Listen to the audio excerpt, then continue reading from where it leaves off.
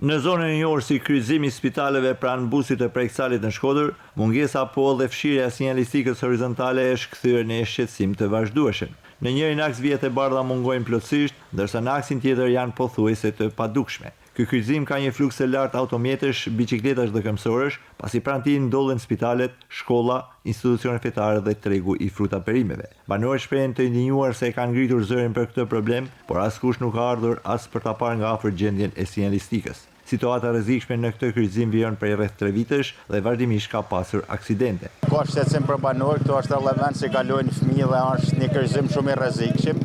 Po mbarësisht se këtu nuk ka në dorë për vjet bardha, bën 2-3 vjet që janë po, dhe rrezikojnë edhe fëmijë dhe pleq se këtu është një zonë se bien gjitha zonat rurale bien po në këtë kryqëzim. Dhe këtu siç po shihni ju as nuk ka dhe s'ka 3 vjet se s'ka. Përgjithësisht unë po në jetën e Preksali edhe krye 2-3 herë në ditë ka probleme me vijat e bardha. I herën edhe shoferat edhe njerëzit duhet me i pas se s'ban vijat e bardha. Se s'ban. Për banorët ndërhyrja për rikthimin e sinjalistikës është një kërkesë që duhet të marrë zgjidhje sa më shpejt për të garantuar sigurinë e gjithë përdorësve të rrugës.